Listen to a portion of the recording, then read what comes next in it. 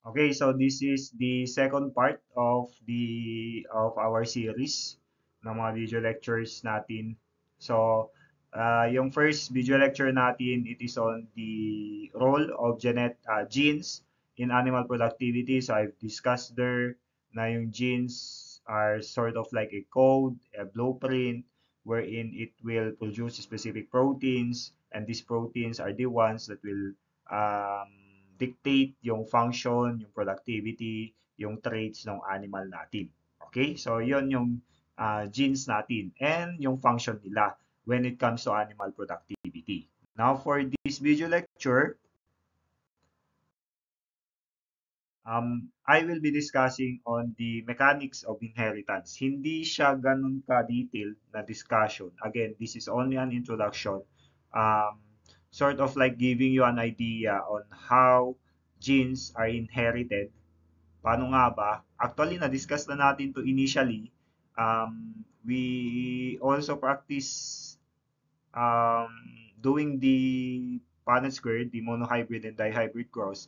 And with that, we can nakita natin kung paano ba na-inherit and paano ba yung chances na ganito yung kalalabasan ng isang animal. So, I hope that that um, you still remember and naintindihan yung discussion natin with that because it is a part of this discussion, the mechanics of inheritance. So again, when it comes to the mechanics of inheritance, we first discuss the genetic material and its organization. So makikita dito, it is a parang mas detailed na diagram kung ano nga ba yung chemical structure ng ating DNA. So, yung sinabi ko kanina, um, genes are the parang unit of heredity natin. And yung DNA or our deoxyribonucleic acid, it contains our genes. So, hereditary materials, DNA are our hereditary material found in chromosomes natin. So, again, yung hierarchy, chromosomes, and then DNA and then genes. So, within that DNA, we have itong mga genes natin or segments. Again, these are segments of DNA. So, na-discuss na natin yan kanina or sa video lecture natin. Pero ano nga ba yung mga codes na yun? So, ito yung mga codes na yan. You have um, adenine, uh, thymine, that stands for adenine, T stands for thymine, G for guanine, and then C for cytosine. Okay, so these are your um, parang codes natin yan. Okay, so now, itong mga to, itong A, T, G, C, kung makikita dito sa genes natin, itong segment ng DNA natin, meron ka nitong left part at saka right part. Okay? Ngayon, pag yung left part is letter A for adenine, dapat yung partner niyan sa right part is thymine. Okay? Laging tatandaan yan. Magkasama palagi yan. You have adenine and then you have thymine.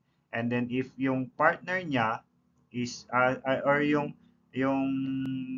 nasa left side is yung cytosine, dapat yung nasa right side niya is yung guanine. So magkasama din yan. Guanine and cytosine. Again, laging tatandaan, adenine is for thymine, guanine is for cytosine. So, ang palaging tatandaan lang dyan, um, ano yan, parang apple is tree, so apple is galing sa tree, so AT, car is pinapasok sa garage, so CG, parang ganun. So, um, ito yung parang palagi kong nire-remember pag, pag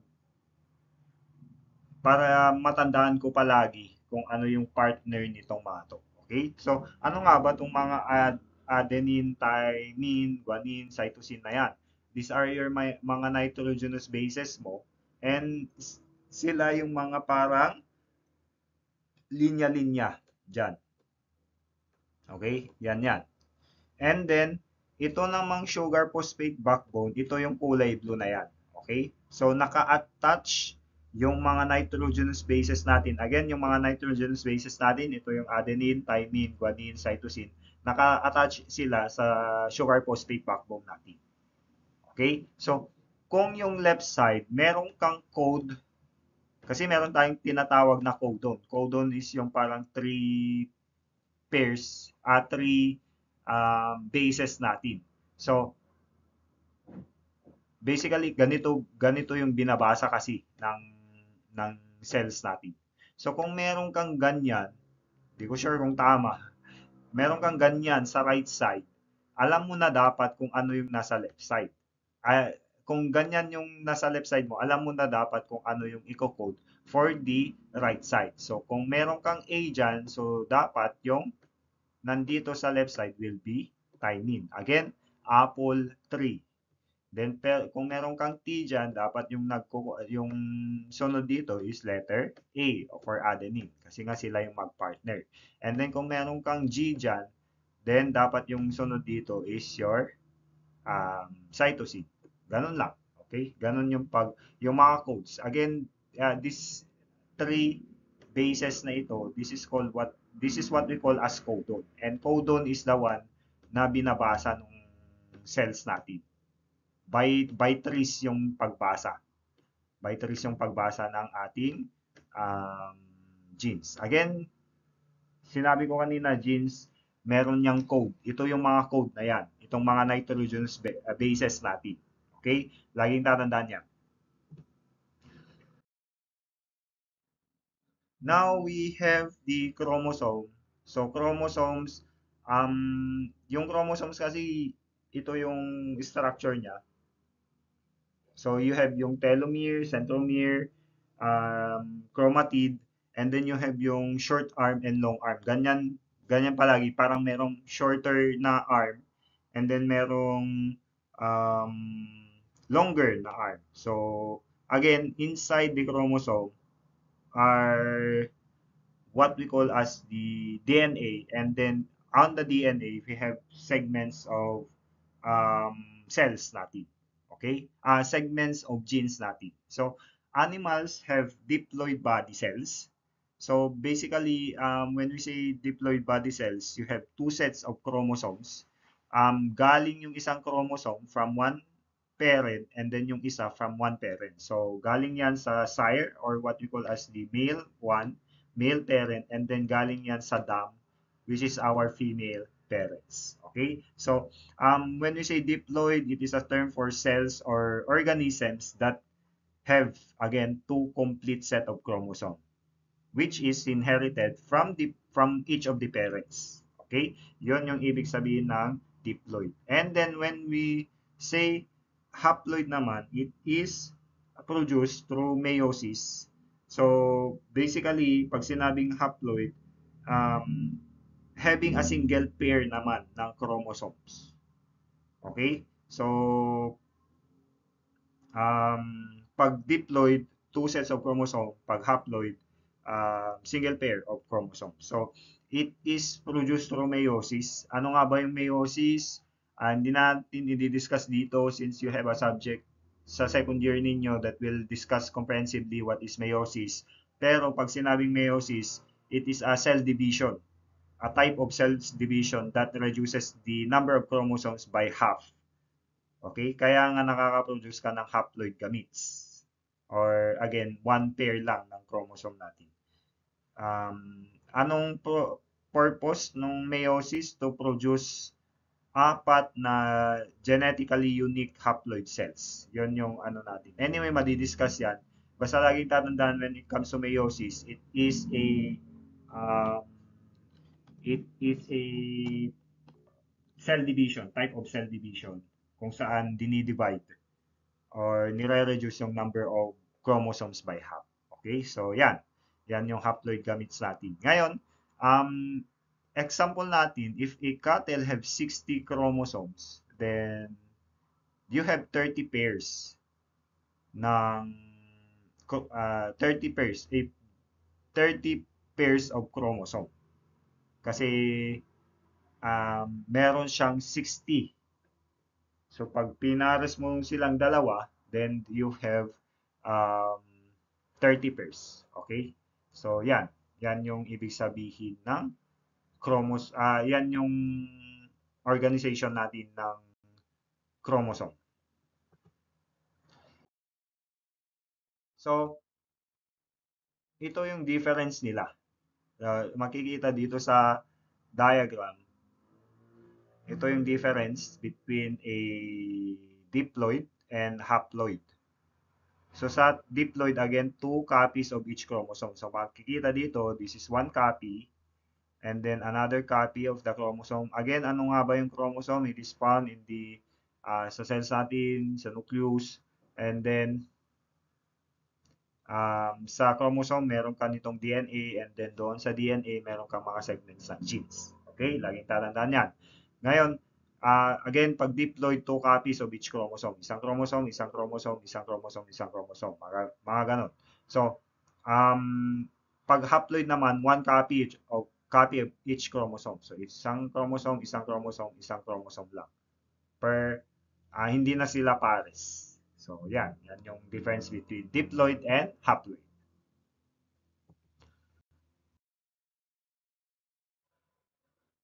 Ngayon, sinasabi ko noon na alam na ninyo yan, alil. Alil.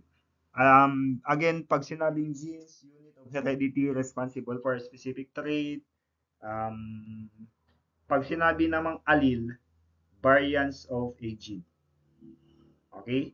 Parang type of gene, kumbaga. So, kung makikita dito, ito yung gene natin, ito yung DNA natin. Okay? So, again, a segment of the DNA is your gene.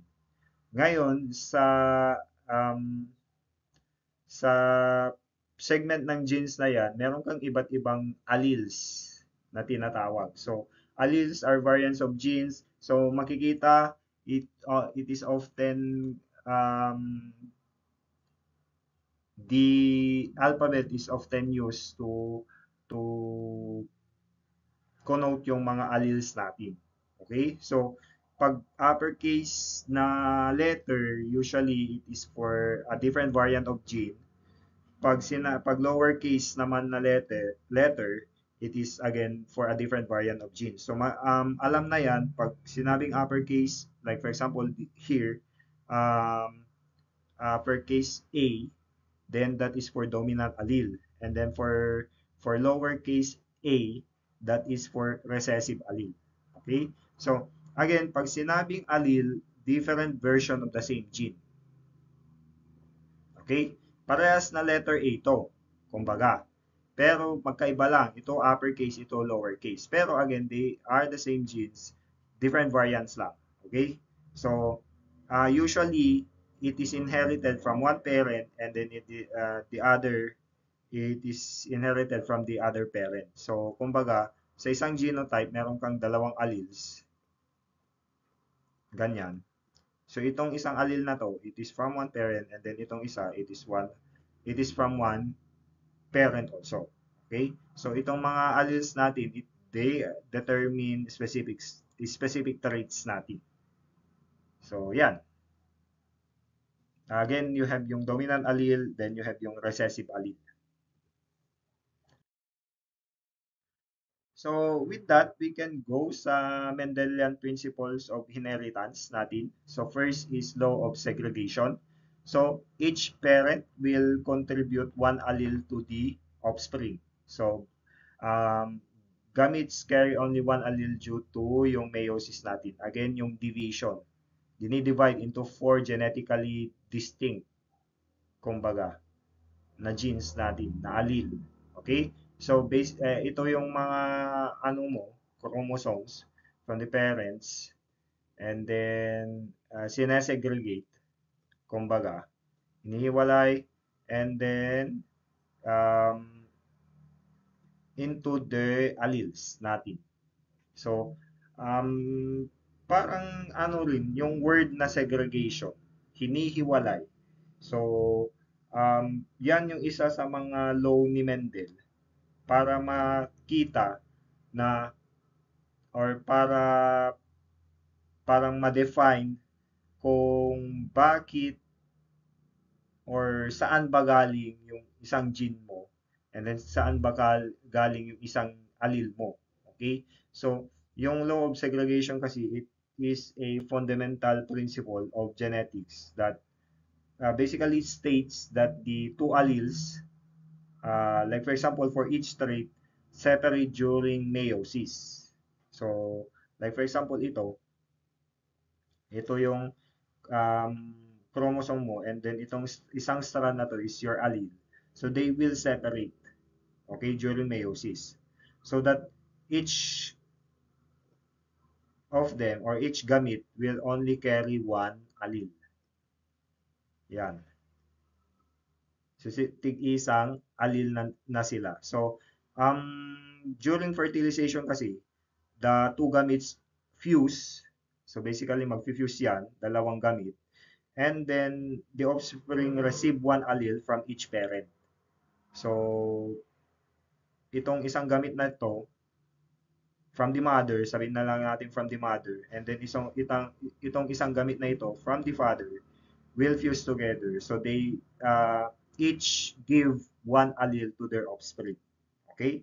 So, this ensures, ano ba yung importance nito? This ensures that each offspring inherits a single randomly selected allele for each trait from each parent. So meaning hindi lang dapat na kasi pag hindi na segregate, baka yung allele lang galing lang sa father, yung isa galing lang sa mother. Okay? So yun yung importance nitong uh, um, or ito yung principle ng law of segregation. So, ini-state ni Mendel noon that the two copies of each genetic factor segregate or maghihiwalay during the development of gametes during meiosis to ensure again that each parent's offspring attains one factor from each parent, from the mother and then from the father. Okay? Yun yung law of segregation. So I hope that you have an idea na kung ano yung law of segregation. Basta laging tatandaan, each parent, the mother and the father, will contribute one allele to the offspring. Paano ba nakaka-contribute ng allele? Basically, during meiosis or during cell division, nadidivide yan um, into individual alleles so that each gamete from the mother and then from the father will only carry one allele. And then during fertilization, nag-fuse yung dalawa na yan para masabi na yung isang gene or yung isang allele galing yan sa father and then yung isang allele galing yan sa mother. Okay?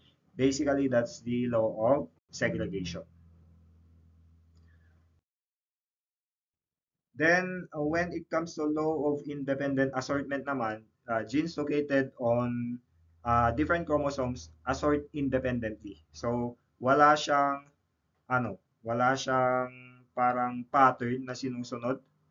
So, um, randomly, kumbaga. So, independent assortment refers to the event in meiosis wherein alleles assort independently. Um, like for example dito, makikita dito. So, ito na yung mga alleles natin. Ito yung mga alleles from one parent and ito yung alleles from the another parent during the law of segregation. So, hindi pwede na itong mga alleles na nandito, kumbaga, ito rin yung mga alleles dito. Itong mga alleles na nandito will, kumbaga, is ito rin yung mga alleles na pupunta dito. And so on and so forth. Dapat ma-segregate sila or ma-assort sila independently. So, the law of independent assortment states that the alleles for yung mga different genes natin segregate independently of one another during gamete formation. Hindi pwede na may sasama or may magsama-sama. So this means that yung inheritance of one trait does not influence the inheritance of another trait. So, um, kumbaga, it will enable genetic variation kasi nga magkakaiba-iba na yung yung um, genes. So, pag nakakuha ka during itong anong tawag dito? Itong part na ito, yung nag-fuse na yung yung gametes, kumbaga, masosort sila independently.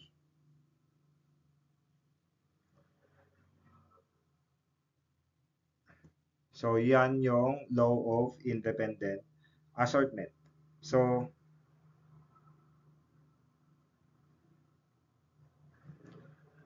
basically, those are the two principles of inheritance. You have the law of segregation and then the law of independent assortment. Now, we have what we call as dominance relationship. Ito yung sinasabi ko noon during our initial discussion um, sa genetics. We have what we call as complete dominance. Actually, yung example natin sa mga practice natin on monohybrid crosses and dihybrid crosses is only for complete dominance. Ang ibig sabihin ng complete dominance, dominant allele na uppercase letter A must be recessive allele. Okay? So ito, again, this is a heterozygous gene. So, kahit na meron kang recessive allele that will connote for a different trait, if meron kang dominant allele, it will mask the effect of the recessive allele. Like for example, if itong dominant allele natin, itong uppercase A natin it is for a gene that codes for um, the animal being tall. And then itong recessive allele natin, itong lowercase a natin, it codes for the animal being small. If meron kang present nitong dominant allele na to, it will mask the effect of the recessive allele. Basically, pag sinabing mask, tinatago. Okay? So, meaning yung magpapakita pa rin, yung phenotype pa rin ng animal is matangkad. Yun yung ibig sabihin nitong complete dominance natin. Pag complete dominance, the dominant allele will mask the effect of the recessive allele. Okay? Ngayon, paano naman pag incomplete dominance? Pag sinabing incomplete dominance, hindi na itatago perfectly ni dominant allele yung effect ng recessive allele. So, yung expression niya will be intermediate phenotype. Anong ibig sabihin niyan? Like for example, if this dominant allele codes for the color red, and then itong recessive allele codes for the color white, ano sa tingin ninyo yung lalabas pag incomplete dominance? So, hindi na siya red, hindi rin siya white, kasi nga incomplete dominance. So, hindi na siya magiging red, kumbaga na, like for example, flower. Hindi rin siya magiging white kasi meron ka pa rin present ng dominant gene or dominant allele. So, meron ng intermediate, kumbaga nasa middle ng red at saka white, which is pink. So, meaning makaka-produce ka ngayon ng pink na flower. Yun yung ibig sabihin ng incomplete dominance. Ngayon, we also have what we call as codominance. Basically, both alleles are expressed. So, like for example, if you have a genotype of A, B, then those are codominants. They are in the same genotype. Locus, kumbaga, location, they are in the same location. and both of them are expressed. So that is what we call as codominance. Again, those are your dominance relationships. You have complete dominance that will um, the dominant allele will mask the effect of the recessive allele. And then the incomplete dominance, intermediate na yung phenotype, basically on the middle na. And then codominance, both alleles are expressed. So a classic example of a codominance is our blood type. Blood type. So like for example, a person with one dominant A allele and then one that is for dominant B allele, then they both have like this AB antigens on their red blood cell. So, ang na-express na type ng red blood cell or type ng blood mo is AB. Ganon. Ganon yung codominance. Okay? So, yan yung dominance relationship natin. Then, meron tayong mga principles that deviate from the law na sinasabi ni Mendel. Okay? Meron tayong mga principles. Like for example, linkage. So, itong linkage na to, genes located on the same chromosome tend to be inherited together because they do not assort independently. 'Di ba? Yung sabi ni Mendel kanina sa law of independent assortment, dapat maa-assort itong mga genes natin independently. So kung titignan dito sa diagram na to, itong independent assortment, itong itong alleles for this and then itong allele for this, mag-a-assert independently. Okay? Hindi pwede na itong dalawa na nasa left side, sila din yung sasama during meiosis. Hindi pwede na itong dalawa na alleles on the right side, sila din yung magkasama during meiosis. So kung titignan, nagkapalit-palit na or meron ng independent assortment na um, naganap. Okay? So kung titignan, merong yung isa na assort sa kabila and then yung isa na um, na lipat sa kabila, kumbaga. Okay, that follows yung independent assortment. Pero pag linkage, because they are so close together, walang independent assortment na magaganap. Like for example, we have here, ito yung alleles, before meiosis ito, and then ito yung alleles for the other one. Pag nag-crossing over during meiosis, parehas pa rin. Nagsama pa rin yung dalawang um, genes na yan. Okay? Yung dalawang alleles na yan because they are so close together na um, walang um, independent assortment na magaganap. Okay? Some examples of this, yung coat color and horn type genes in cattle may show linkage. And aside from that, some fertility and growth genes in poultry. So, yan yung linkage na tinatawag. Because they are on the same chromosome and they are close to each other, yung mga genes na yon, kahit merong crossing over na magaganap, hindi sila maa-assort independently. Hindi nila ifa-follow yung law of independent assortment kasi nga they are close to each other. Basically, they are linked with each other na kahit merong meiosis na magaganap, sila pa rin yung magkasama after the meiosis. Okay? So, yan, yung isang principle that deviates from the Mendel's law, yung linkage na tinatawag. Okay, so another principle um, na nagde-deviate sa law ni Mendel is yung sex-related traits.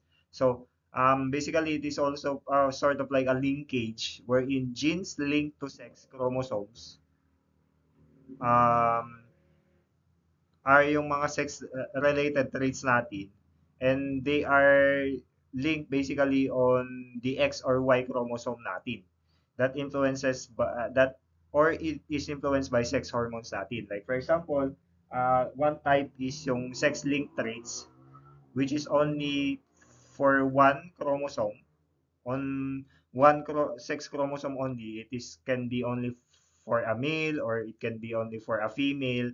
Ang ibig sabihin niyan, yung trait na yon nakikerry lang sa if it is a male or if it is a female. So, dito sa graph na to or sa diagram na to, what is sex-linked trait? A sex-linked trait is a trait determined by its presence on the sex chromosome. Okay? So, yan. Another one is sex-influenced trait. So, allele expressions differ between males and females. So, they have the same trait, pero magkaiba or they have the same, kumbaga, gene, pero magkaiba yung expression niya sa lalaki at sa babae. So, a classic example nito is yung baldness. So, mas prominent siya sa male compared sa female. And then, sex-limited traits expressed only in one sex. So, examples of this is yung pag-lay ng eggs, sa pag-produce ng milk. All of these are traits na sa female lang matatagpuan. Okay, so that's the sex-related traits na tinatawag. So, yan yung sinasabi ko. Male and female pattern baldness. So, kung titignan, itong nasa baba, that's the female, and itong nasa taas, that is the male. Kung titignan, they have the same genes that express yung baldness. Pero sa female, iba yung pagkalbo, and mas prominent talaga sa mga males natin. Okay? Ganyan. Ganyan yung baldness na tinatawag. So, it is influenced.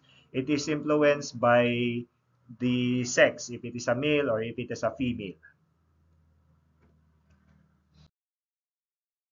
Then, pag sinabi namang sex limited, ito yung sinabi ko. So, it is only for female chickens or yung hen. Ito naman for our cow. Hindi siya pwede sa bull kasi nga hindi naman makakapag-produce ng milk yung bull. Hindi naman pwede sa rooster kasi hindi naman makakapag-produce ng egg yung rooster. Okay? So, yan. Yan yung sex limited. It is only expressed in one sex. Okay? So, yan. Again, an example of this, milk production, sex-limited trait expressed only in females. Yung horns in sheep, it is influenced by, it is sex-influenced. Kumbaga, usually, males have horns, females do not have horns, pero in some cases, merong baliktad. Basta, it is sex-influenced. And then, sex-linked color patterns in poultry. So, kung makikita, iba yung color pattern ng isang isang hen doon sa rooster. Parehas sila na ganun yung kulay, pero when it comes to its pattern, magkaiba na.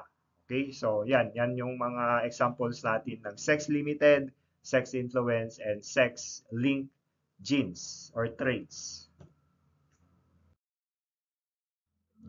And then, another one is what we call as multiple alleles. So, pag sinabing multiple alleles, traits controlled by more than 2 alleles in a population. So, although an individual still carries only 2, okay? Pero within a population ng mga animals natin, may present ng more than 2 alleles natin. So, hindi na lang siya A, B, or hindi na lang siya A na nakikita, hindi na lang siya B yung nakikita, meron ng more than 2. Okay?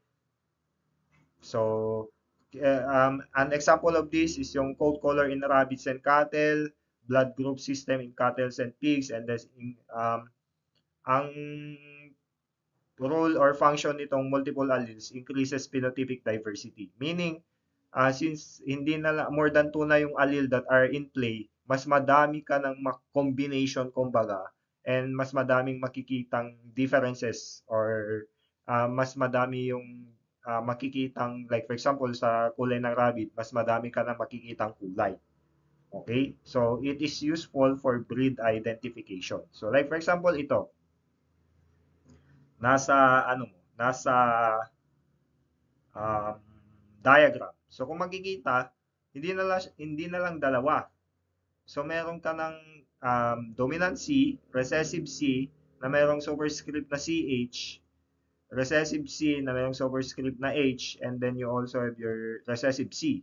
So kung ganito, apat na yung allele na makikita mo. Hindi na lang siya yung classic na recessive C at saka dominant C.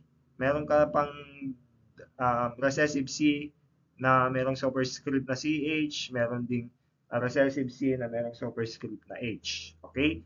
Because of that, madami ding genotype na lalabas. You have your classic homozygous dominant, you have your homozygous recessive, pero meron ka ding itong mga to, a combination of these two.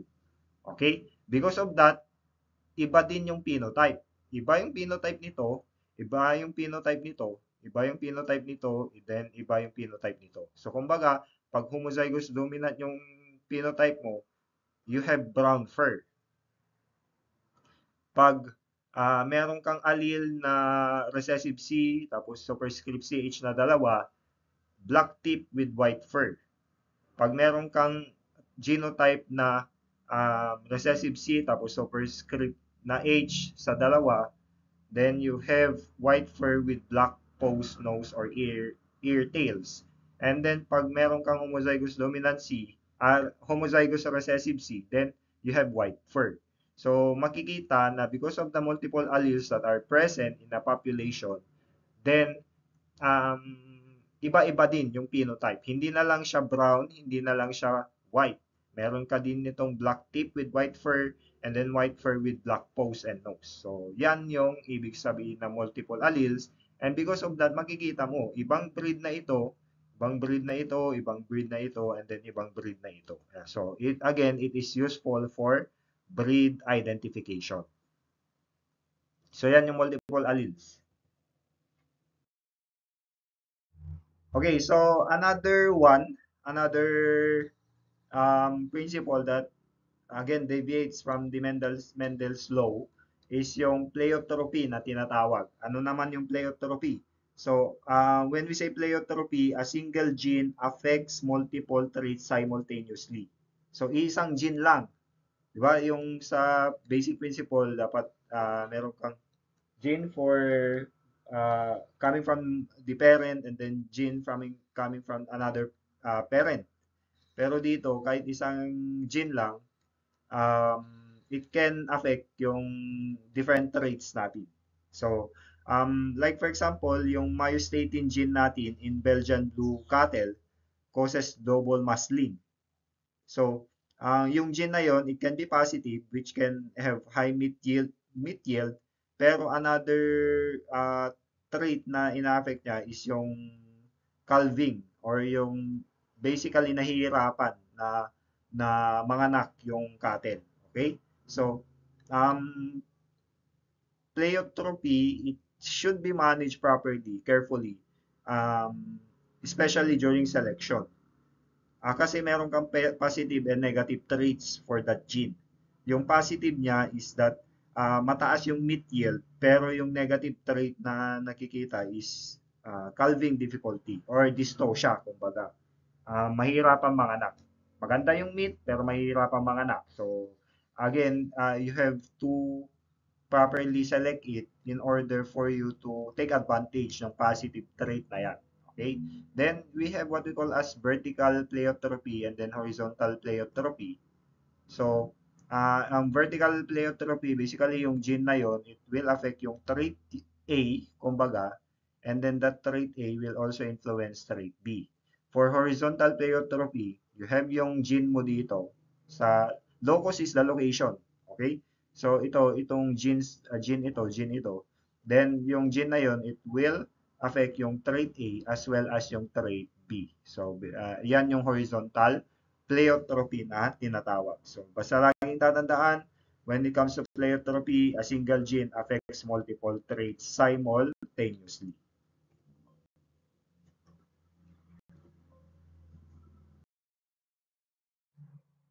Then the last one is variable expressivity. So ano naman yung variable expressivity? Basically, individuals with the same genotype express a trait to different degrees. So, ang laging tatandaan dito sa variable expressivity, parehas na meron kang genes in a population ng mga, like for example, animals, parehas na meron kang gene for this trait. Pero na-express siya differently. Okay? So, example, severity of defects in pigs or cattle varies even among genetically identical carriers. Ang ibig sabihin niyan, sa mga, like for example, sa pig natin na merong gene that carries um, for this disease, kumbaga, meron kang gene for this disease, within a population, na-express yung disease na yon differently. May mga mas grabe yung influence ng gene na yon doon sa disease na yon. Meron namang mga animals na hindi masyadong random yung disease na yon kahit na meron parehas silang gene for that. Okay? So, environment often influence yung trait expression. So, to further illustrate, makikita dito, variable expressivity, you have yung kulay natin na kulay green, kumbaga. So, kung meron kang narrow expressivity kasi, yung individuals, itong mga square na to, sabihin na lang natin ito yung mga animals. Pag narrow expressivity, pare-parehas na kulay green. Pare-parehas yung shade ng color. So, hindi na lang animals, plants. Sabihin na lang natin plants. Sa variable expressivity, you have your color green, but they are expressed differently. Iba-ibang shades of green, kumbaga. Okay? So, that's variable expressivity. Individuals have the same genotype. They have the same genotype for the color green, but they are expressed differently. Okay? So, yan yung variable expressivity. And that is the last one for the principles that deviate from the Mendel's law. So, with that, thank you again for listening for the second video lecture natin on the um, principles of inheritance natin. So I hope you have an idea na on what is the law of independent assortment, law of segregation, and then the other principles that deviate from this law ni Mendel. Okay? So you have yung mga sex-linked genes, sex-influence, sex-limited, mga ganon. You also have pleiotropy, multiple alleles, expressivity. So those are the principles that do not follow yung law of Mendel. Okay? Again, if you are still here, thank you for listening.